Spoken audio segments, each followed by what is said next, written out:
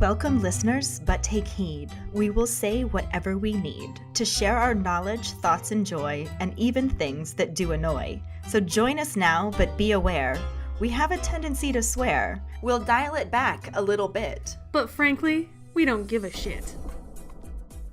Welcome to Just Keep Rolling, a Harry Potter book movie compare and contrast podcast.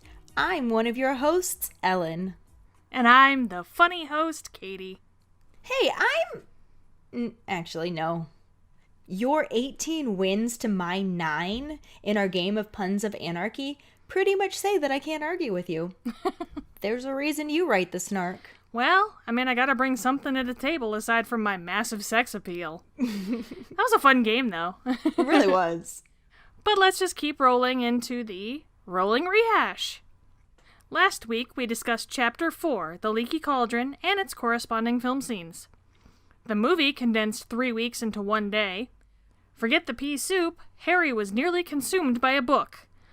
Ron and Hermione are very passionate, but not very conscientious pet owners. Fred and George are still the best, worst big brothers. Mrs. Weasley is still #momgoals. And Mr. Weasley's warning was hard to concentrate on, with crazy Gary Oldman stealing the show. During episode 41, Harry Homicidal Hardback, our Potter Pondering was, what did you think about the way the movie portrayed the Monster Book of Monsters? I was pretty much completely outnumbered on this one. Basically, everyone liked it. Not that I didn't like it, but both Diana and Carly loved it and thought it was basically exactly what they imagined. Max didn't think they were violent enough, but other than that, everyone else did really like it. Kristen also said it was almost exactly how she pictured it, though she would have added a little more fur.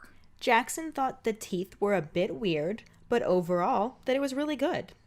Brittany said it completely fit the type of thing that Hagrid would send to Harry, thinking it was funny.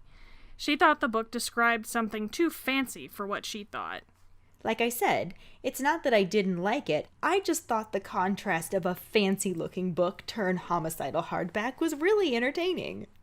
Yeah, but the Harry homicidal hardback was even more entertaining. That seems to be the consensus, unless you are Max and wanted more violence. But thank you all for sharing your opinions. Our trivia question last week was, what was the name of the magical instrument shop in Hogsmeade that Ron says they can get the sneakoscope checked at? When the trio realize the sneakoscope is lighting up for no apparent reason, Ron says they can get it checked out in Hogsmeade at Dervish and Bangs. I think it's Banshees. I always said Bangs. That's what he says in the audiobook. Since he's British, I would assume... Banshees? Yeah. Yeah. Banshees, Bangs... Whatever the fuck you want, that was the answer. Congratulations goes to Jackson Miller, our very first Australian winner. We knew he'd end up winning one of these, and he did. He swept in and cut off Dave's streak by literally seconds. Man, great work, Jackson. Dave blames getting caught up listening to the raffle description for his loss. Wah wah. Speaking of the raffle, Jackson was also the very first person to email us and get officially entered into the raffle. Just as a reminder, we will be raffling off a set of wooden letters cut in the Harry Potter font. They spell out the word magical, which has 7 letters, meaning 1 for each book cover. You can see a picture of them on our social media accounts. In addition to the letters, we will also throw in some Just Keep Rolling swag. Yep, so check out the rules pinned to the top of our Facebook page, and send us an email at justkeeprolling@gmail.com to let us know you want to enter. And you have to do that to let us know you want to enter. Even if you've already completed some of the actions, you got to contact us or we won't put you in automatically. Say, they still count, you just have to let us know that you did it. Right. You can also send us a message through Facebook instead if you'd rather do that. Just make sure to let us know you want to be entered. We will be drawing the winner live on Instagram on Saturday, August 22nd. Thanks to everyone who has entered so far. And if you're not on Instagram, we will post the winner on Twitter and Facebook as well as contact you. So you're not going to miss it if you win and aren't on Instagram. But follow us on Instagram. That being said, let's just keep rolling into the first half of Chapter 5, The Dementor, and the corresponding film scenes. Chapter 5, The Dementor, Part 1.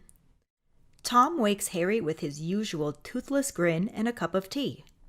Harry gets an unwilling Hedwig back into her cage when Ron enters his room, annoyed from dealing with Percy. Harry starts to tell Ron what he overheard last night, but they are interrupted by Fred and George, who want to congratulate Ron for upsetting Percy again. They all head down to breakfast to find Mr. Weasley reading the Daily Prophet, and Mrs. Weasley telling Hermione and Ginny about a love potion she made as a girl. Harry decides to just tell him later. They get all loaded up in the Ministry cars and ride to King's Cross Station. Mr. Weasley keeps Harry very close by and takes him through the barrier first. The rest of the Weasleys follow behind them, and they get all of their luggage stowed on the train. They go back outside to say goodbye to Mr. and Mrs. Weasley, and Mr. Weasley asks to speak to Harry for a moment. He leads him behind a pillar and starts to tell him about Sirius Black, but Harry cuts him off to admit that he overheard him and Mrs. Weasley talking about it last night. Mr. Weasley doesn't like that is how Harry found out, but Harry tells him that it's okay. This way he knows, and Mr. Weasley didn't have to break his word to Fudge. Mr. Weasley thinks that Harry must be very scared, but Harry explains that he really isn't, because he figures that Sirius Black can't be worse than Voldemort. Mr. Weasley flinches at the name but overlooks it. He starts to say that he's glad Harry isn't scared, but Mrs. Weasley calls to him that the train is about to leave. Mr. Weasley rushes to make Harry promise that he won't go looking for Black. Harry asks why he would go looking for someone he knows wants to kill him, but before he can get an actual response, he has to run to the train to get on. He tells Ron and Hermione that he needs to talk to them, and Ron tells Ginny to go away. She huffily stalks off, and the trio head to a mostly empty compartment, except for a shabby-looking man sleeping in the corner, looking ill and exhausted. Ron wonders who he is, and Hermione says it's Professor R.J. Lupin, which was printed on his case. They figure he must be the new Defense Against the Dark Arts teacher, since that's the only vacancy. There are rumors the job was cursed, as their other teachers only lasted 1 year. Ron hopes that he's up to it, since he looks like one good hex will finish him off, but then changes the subject, asking what it is Harry has to tell them. Harry explains everything he overheard about Sirius Black escaping Azkaban to come after him, and is a little surprised to see that they are taking the news worse than he did. As they are discussing his escape, they hear a faint whistling sound coming from Harry's trunk. Ron opens it and pulls out the sneakoscope, which was spinning and glowing. He assumes that it just doesn't work properly since it was a very cheap one, and Harry tells him to put it back in the trunk so they don't wake Professor Lupin. Ron stuffs it in a pair of Uncle Vernon's old socks to muffle the sound and closes it back in the trunk, saying they can get it tested in Hogsmeade at Dervish and Banji's. This starts a whole conversation about Hogsmeade, where Hermione is mostly interested in the history of the village, and Ron only cares about the sweet shop, Honeydukes. Harry sadly has to tell them that no one would sign his permission slip, and with Black on the loose he'll never be allowed to go. Hermione then lets Crookshanks out of his basket, which upsets Ron because the cat immediately charges for him, scaring the lump in his pocket that is Scabbers. Ron shoves Crookshanks away, who eventually settles in an empty seat and just stares at Ron's pocket. Eventually, the food cart arrives, and the trio try to wake Professor Lupin in case he's hungry. He doesn't stir, so they just buy their own food, and the witch says she'll be with the driver if he's hungry when he wakes. He isn't the best of company, but having him there has definite benefits, especially when Malfoy, Crabbe, and Goyle show up to mess with them. Malfoy calls them Potty and the Weasel, and taunts Ron for being poor. Professor Lupin gives a snort, and when Malfoy realizes that a teacher is in the compartment, he immediately leaves. As they journey on, Ron figures they must be nearly there, and the train begins to slow. Hermione checks her watch and says they can't be there yet, and as everyone is wondering why they are stopping and poking their heads out of their compartment doors, the lamps all go out, putting them in total darkness. Ron accidentally steps on Hermione's foot, and Neville shows up in their compartment, tripping over Harry's legs. He nearly sits down on Crookshanks, and Hermione tries to go ask the driver what is going on. Instead, she runs right into Ginny, who is looking for Ron. As chaos ensues, Professor Lupin finally wakes up and tells them all to be quiet. They all look at him and see he's holding a handful of flames as light fills the compartment. He tells them to stay where they are and heads for the door, but it opens before he reaches it, and a towering, cloaked figure fills the doorway. Its face is completely hidden by its hood, but its hand is grayish, slimy, and dead-looking. It draws in a long, rattling breath, and an intense cold sweeps over all of them. Harry's eyes roll back into his head, and he feels like he's drowning in cold.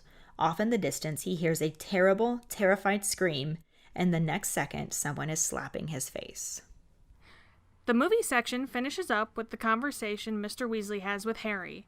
He makes Harry swear that whatever he might hear, he won't go looking for Black. The camera focuses on Harry's confused face as he says, "Mr. Weasley, why would I go looking for someone who wants to kill me?" The scene transitions to Mrs. Weasley holding Scabbers and running through the crowd at the train station, barely getting him to run as the train pulls away. Everyone is calling out bye and waving as she yells, "Don't lose him!" The camera shifts to the trio looking for a compartment on the train, as Harry is explaining that he didn't mean to blow her up, he just lost control. Ron thinks it's brilliant, but Hermione tells him that it isn't funny, and he's lucky not to be expelled. Harry adds on that he thinks he's lucky he wasn't arrested, actually. Hermione finds a compartment with only one other person in it, and leads them into that one, saying everywhere else is full. A man is sleeping under his jacket, and as they sit down, Ron asks who they think he is.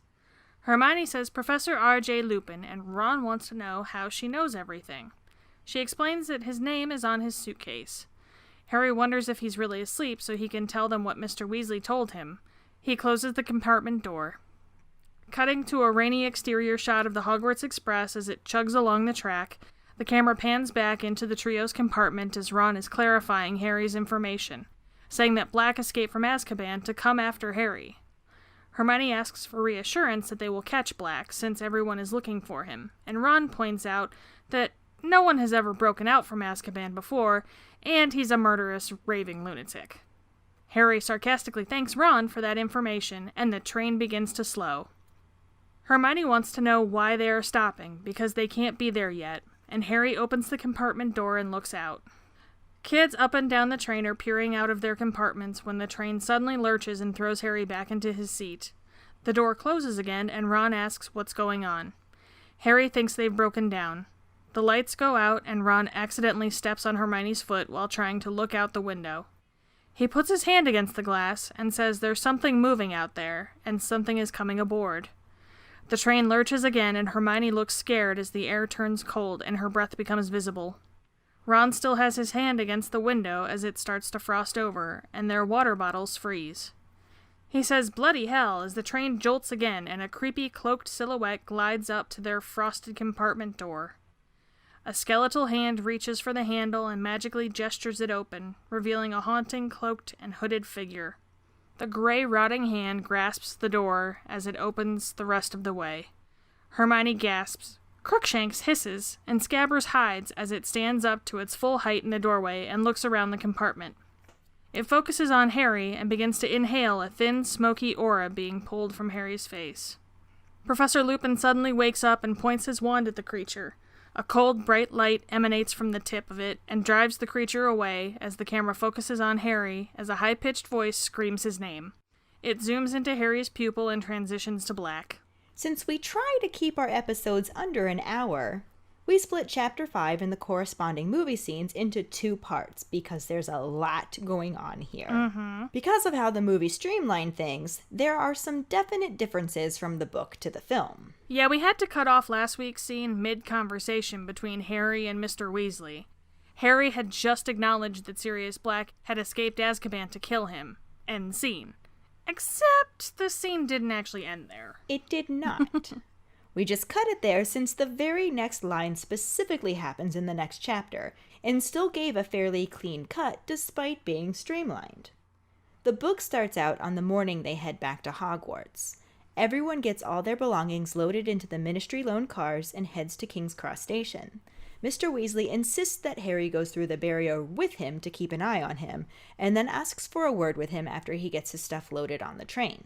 Which is very similar to how the movie had Mr. Weasley pull Harry aside, just in different locations.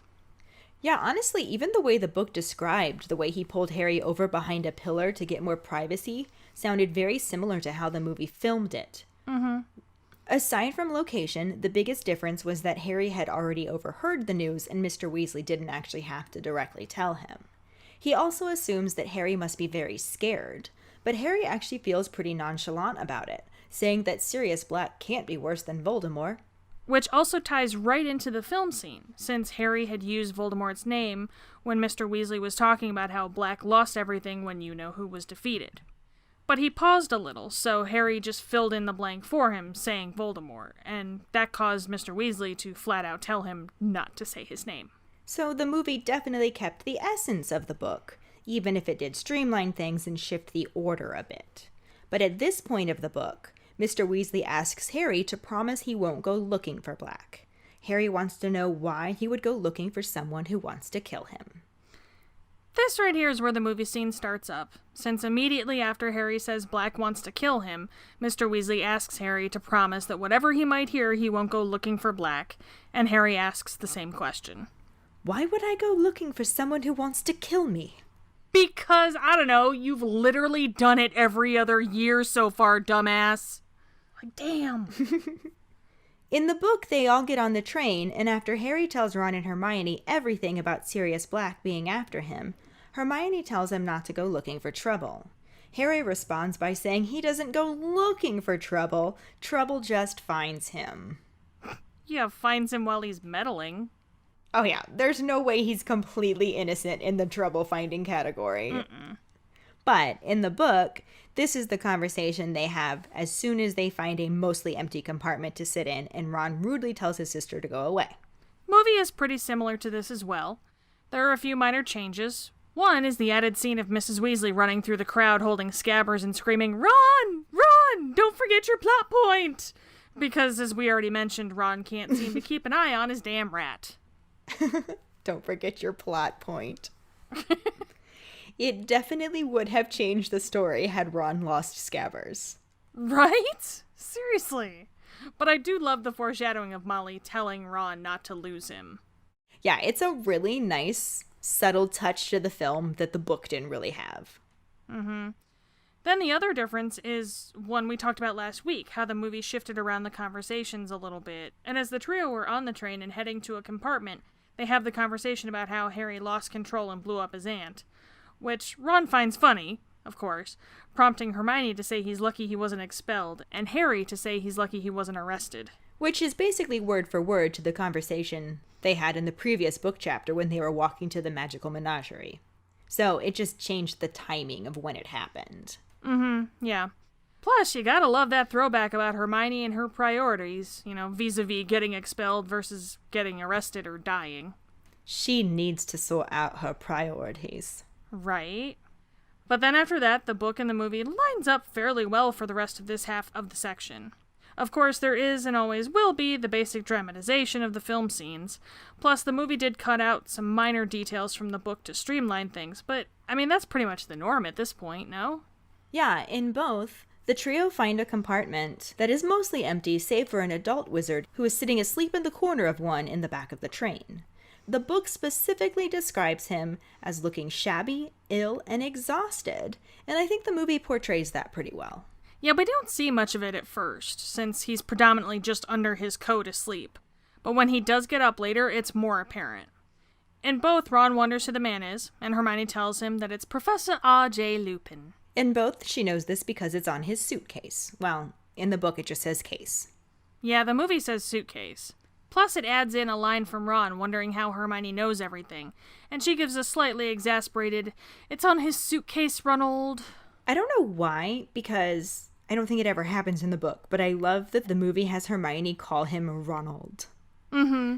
Especially when she's kind of annoyed with him. Mm-hmm. But in the book, she just points out that the case says Professor R.J. Lupin without anyone asking first. R.J. sounds so posh and, un-Lupin-like. "R.J., old chap. R.J., my good man. Top drawer, R.J., old bean." It really does, because now I'm hearing it in Prince John's voice from Robin Hood. EJ. Except it's EJ. RJ.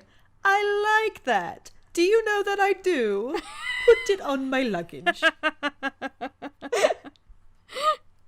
Oh, RJ. RJ. Speaking of luggage, though, why would Lupin's suitcase say professor? Like, I'm just really curious about his life before this because of that one little detail. Right? Was he ever a professor before? Mm-hmm. It's not like he would have had the money to buy it new upon getting the job. The book says it's stamped on in peeling letters, so it doesn't sound new. Right? Like, has he just been a traveling teacher all these years? Or, I don't know, maybe he got that as like a graduation gift and never got to use it until now. I don't know. Like, ugh, I want an origin story of Lupin. Like, right now. Like, I want it now. Now. I would love an origin story of Lupin. Mm-hmm. A Marauder story in general would be so amazing. Yes! Yes! It sounds like a good Potter Pondering, too. Oh yeah, I'd love to know what our keepers think about the mysterious case of Professor R.J. Lupin. Professor R.J. I see what you did there. I'm picking up what you're throwing down, don't worry. Another difference is that the book also has Ron wonder what he teaches, and Hermione points out that it's obvious, since there's only one vacancy, so it must be Defense Against the Dark Arts. Then we get another little reminder that the job is rumored to be jinxed, and Ron says he hopes he's up to it since it looks like one good hex would finish him off. He then changes the subject, asking what it was that Harry was going to tell them. In the movie, after Hermione points out Professor R.J. Lupin is on his case, Harry wonders if he's really asleep because he has to tell them something. Which is basically how it happens in the book. Just minor changes. Like, Book Harry isn't really worried about Lupin's presence on the train. Yeah, don't worry about the homeless dude on the train filled with children. Not at all. That's no worry at all. In the movie, he just closes the door and tells Ron and Hermione all about Sirius Black being after him. I mean, seriously, Harry, just feel free to talk about whatever you want. I'm sure he's legitimately sleeping and there's no possible way he could wake up and hear anything that you're saying. Not at all. No way. Well, in the book, he was definitely out. Because as the trio are discussing Sirius Black, Ron notices a noise coming from Harry's trunk and checks it to find the pocket sneakoscope that he'd sent him for his birthday. It was lighting up, spinning, and whistling, and still never woke Lupin. Maybe it was lighting up and spinning because he was faking it. Dun dun dun. Dun dun dun. They obviously couldn't include that in the movie since we never saw Harry receive the sneakoscope. But the trio does discuss what Harry told them about Black after a time-lapse scene transition when it cuts away from Harry closing the compartment door. Then back as Ron is clarifying that Black escaped from Azkaban to come after Harry. This is a pretty classic way to show that time has passed and imply a conversation was held without full-on repeating the information. In both the book and the movie, Hermione and Ron seem to be taking it way harder than Harry actually did. How is Ron so surprised that Harry's in danger again? Like, dude, have you been paying attention at all the last 2 years? Like, where have you been? Come on. Seriously, you'd think by the fourth time someone was hanging around trying to kill Harry, Ron would just be like, dude, get in line. Admittedly, it's a short line consisting of Voldemort times 2 and another form of Voldemort. But if Black is trying to kill him too, that is sort of like 3 people and is actually starting to become a line. More of a Q, really. I just wanted to say Q.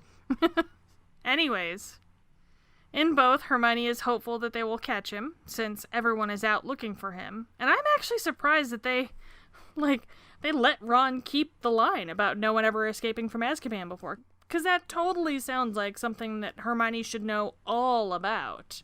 All about. I know you can't see it, but I'm rolling my eyes. Yeah, all about. Yeah, that is completely the kind of line they would take from Ron and give to Hermione. Mm-hmm. And it was originally his line in the book, too.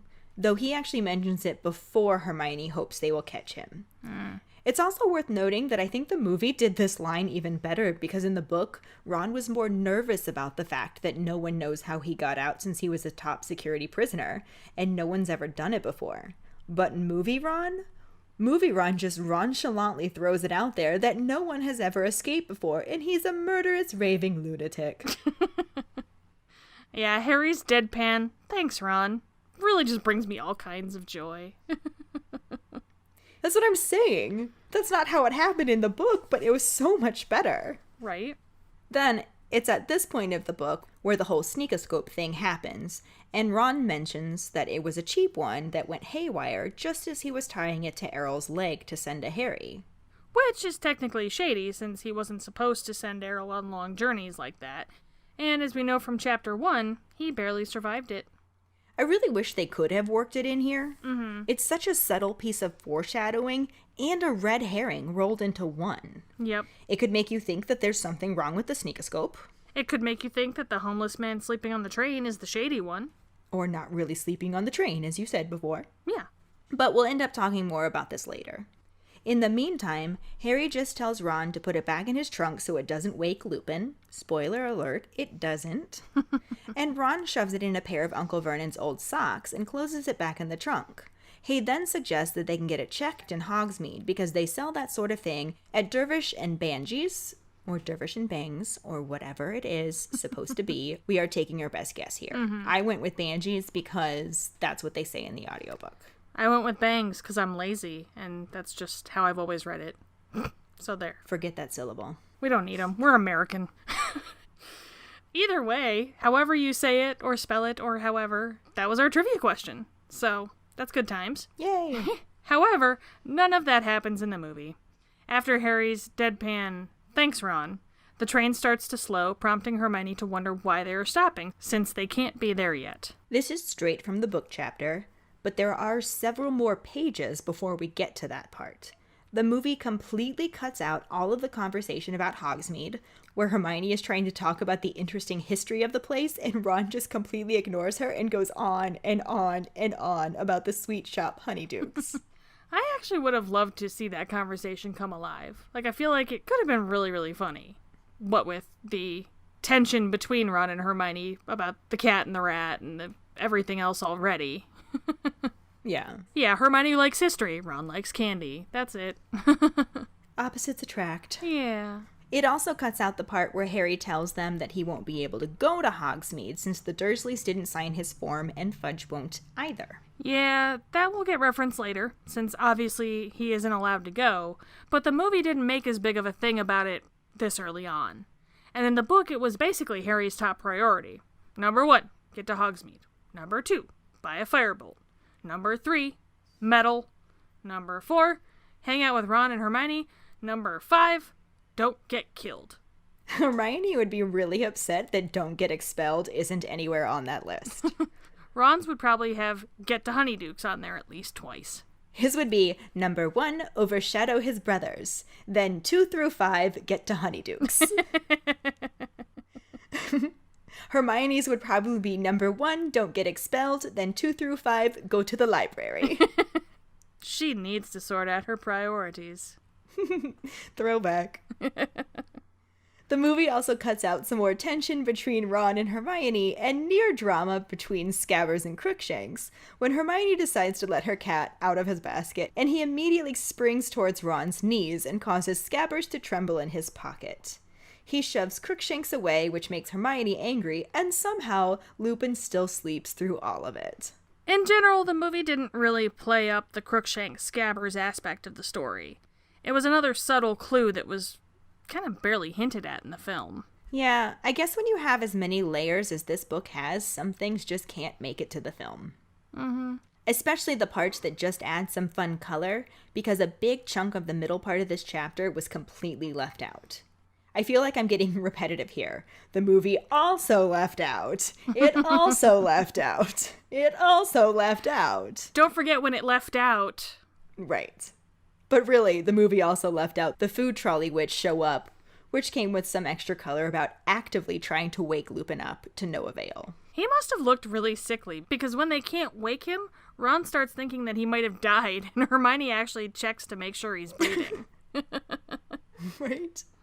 But despite being basically comatose, he's actually pretty useful when Malfoy, Crabbe, and Goyle show up to sneer at them, until they notice Lupin asleep in the corner and decided against picking a fight right under a teacher's nose. Even though he probably would have just slept right through it. Probably. He sleeps through everything else, including the violent gesture that Ron makes referencing what he's going to do to Malfoy's head if he makes one more crack about his family. Then we get to the part where the train starts to slow down. Ron thinks they're nearly there and comments on how starving he is. Because, Ron. It's his secret. He's always hungry. Mm-hmm. But Hermione does say that they can't be there yet, and the book and the movie line up again for the moment. In both, Harry gets up to look into the corridor, and all along the carriage, heads were peering out of the compartments, curious about what was going on. Then the train stops with a sudden jolt, and I want to know what spell is on that bottle that's sitting on that little table thing, because I need it for my toddler's cup so they don't get knocked over all the time. That would be quite useful. Mm-hmm. Shit, I'm such a klutz. I could use that for myself. Seriously, the train lurches hard enough to knock Harry on his ass, but that bottle doesn't go anywhere. In the book, Harry isn't actually knocked on his ass when the train lurches like that. He's still at the door and all the lamps go out. Then Ron tries to come up behind him, accidentally stepping on Hermione's foot, and Harry has to feel his way back to his seat. The lights go out in the movie too, and the conversation during this is pretty similar. But someone please explain the "ouch, Ron, that was my foot" line to me, because, I'm sorry, Emma, not only is it terribly delivered, but Ron was nowhere near her goddamn foot. Yeah, they had him accidentally step on her foot as he was going to look out the window, which didn't really put him in the stepping on range of her foot, though it was a direct reference to the book. The movie veers off from the book again at this point, likely in another effort to streamline things. They just have Ron put his hand on the window in a super unnatural way, saying there's something moving out there and that something is coming on board.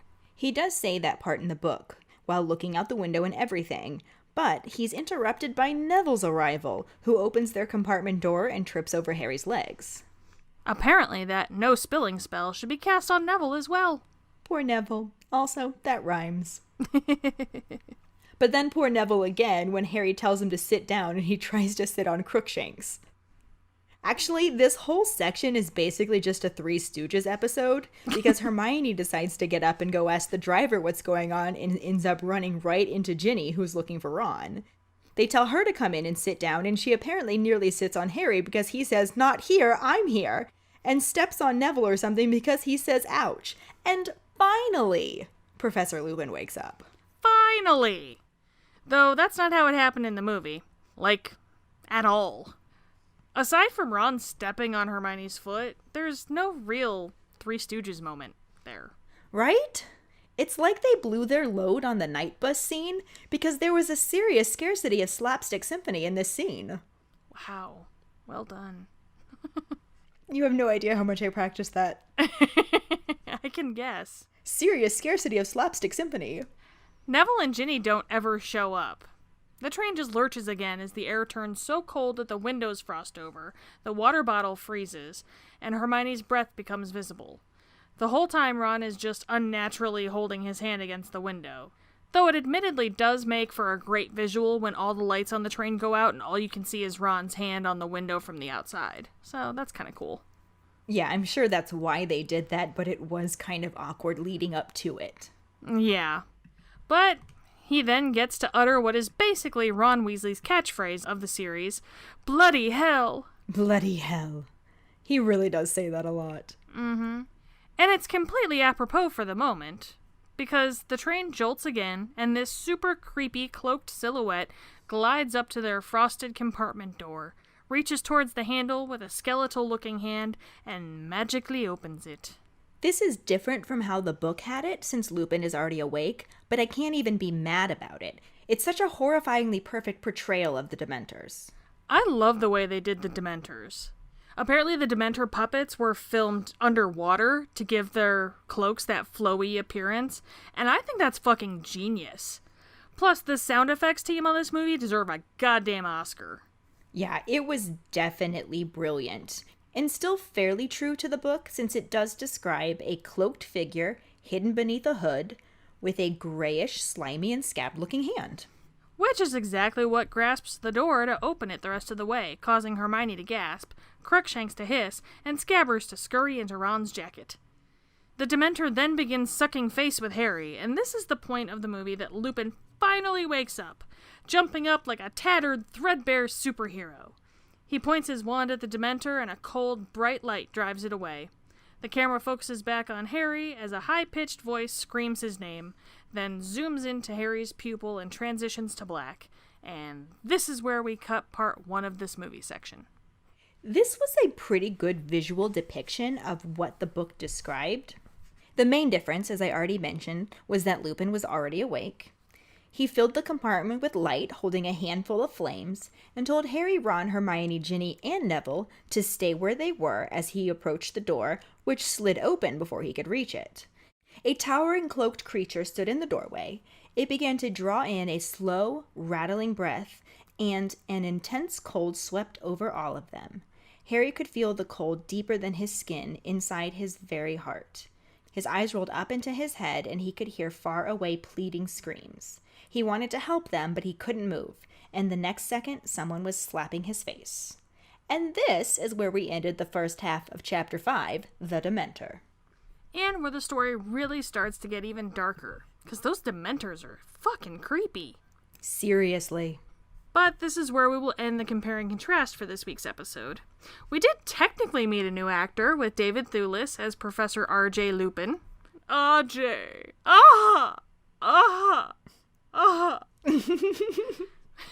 But as he barely did anything for this section, we'll just push talking about him into next week's episode. So that will bring us to this week's Potter Ponderings. We actually have 2 this time. Yay!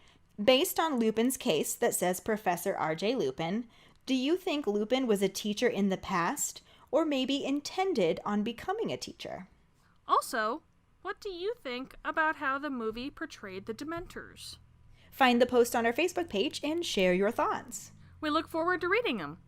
This will bring us to our Sorting Hat story, which is from Claire Turner. She writes, "Hi, Ellen and Katie." Hi, Claire. "My name is Claire Turner, and I'm from Vancouver in Canada.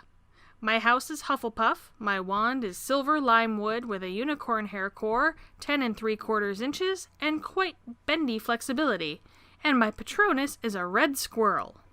Because I wasn't born until 1999, I don't remember when I first heard or read Harry Potter. I remember my cousin having the Gryffindor cloaks and getting the midnight book launch for the last book for us, and not being allowed to read the 6th book until I was in grade 3. I always had a hard time watching sad or even slightly scary moments in movies, and my dad wanted to protect me. But Harry Potter was always the exception. I read the books over and over. The last time I counted, I was in the 4th grade, and had read them all 14 times. I role-played with a childhood friend at her house. Her mum was Dobby, making us food. Her dad would be Snape, as he has a super low voice. I played Ginny, who is my favorite character. She played a dragon, and her little brother was Pigwidgeon.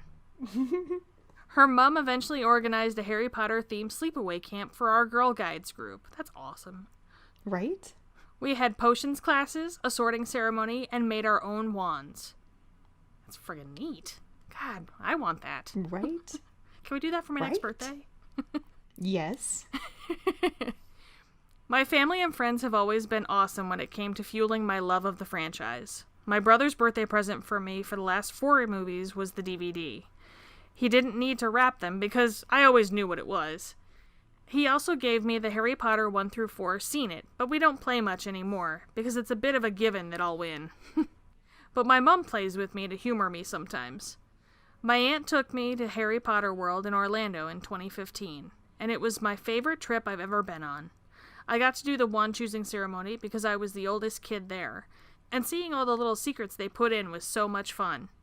I hope to go back soon with a friend of mine.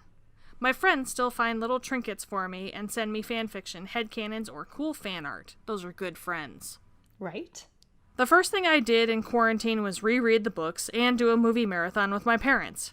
Thanks so much for making this podcast. I've been looking for one like it for a while, so it was really nice to find yours. Much love, Claire. Damn, she's adorable. Aw. Much love back, Claire. Yeah. I'm so glad you're enjoying our podcast. Mm-hmm. Thank you for sharing your Sorting Hat story. If you have not yet shared your Sorting Hat story with us, please do, because we need one for every week, for every episode, and we're getting down to the end of our list. So send them to us so we can share it on a future episode. Yeah, and plus, you'll get an entry into the raffle that way, too. Yeah. And let us know your house, your wand, the wood, core, and length, your Patronus, how you got into Harry Potter, and anything else you might want to tell us. That will bring us to this week's trivia question, which is, what was the name of the professor who used to teach Care of Magical Creatures before Hagrid takes over? The prize for the first one who responds with the correct answer and the code word #WhoElseWouldAssign-a-Biting-Book will get a Bitch is a Witch, Motherfucker's a Wizard, a Just Keep Rolling, That's Not How It Happened in the Book, That's Not How It Happened in the Movie, or a Pride sticker. Another way to get a sticker is to rate and review us. If you are an Apple person, you can do it through the Apple Podcast or iTunes app. If you don't have Apple, you can write us a recommendation on our Facebook page. Then email us at justkeeprolling@gmail.com to let us know you did, and we will get back to you to figure out which sticker you want and where to send it. Don't forget to find us and follow us on Facebook at JKR Podcast and Twitter and Instagram at Just Keep Rolling. We are also in the process of uploading all of our episodes to our new YouTube channel. In addition to our episodes, we will be sharing blooper reels, vlogs, other random videos, and eventually our Harry Potter cooking show. So make sure you subscribe to us there. Following us on Podbean at justkeeprolling.podbean.com will get you the episode as early as possible and give you a leg up in answering the trivia question. If you would like to support us as a patron for extra perks, you can go to patreon.com/justkeeprolling. If you've never been on Patreon before, the way it works is we created several different tiers starting at $2 a month. The perks that you get are based off of the tier that you're in, and every patron gets access to our patron-only Facebook group, which gets you information early, extra conversations, and some other bonus materials. If that's something that you think you'd be able to help us with, please check it out. As always, any support you can give is greatly appreciated, so we can keep bringing more content and perks your way. You can also go to our website at justkeeprolling.com to check out our Just Keep Rolling and Harry Potter related merchandise for sale, as well as find the links to all of the various places you can listen to our podcast and follow us on social media, etc., etc., etc. Etc., etc., etc. And as a reminder, if you haven't already, make sure you email us at justkeeprolling@gmail.com or message us on Facebook to let us know you want to be entered in the raffle and tell us what actions you've completed, and we can add you right to the raffle. And join us next week when we talk about the second half of Chapter 5, the Dementor, and the corresponding film scenes. Thanks for listening. We hope you hear us again. I'm Katie. I'm Ellen. Until the next time, just keep rolling.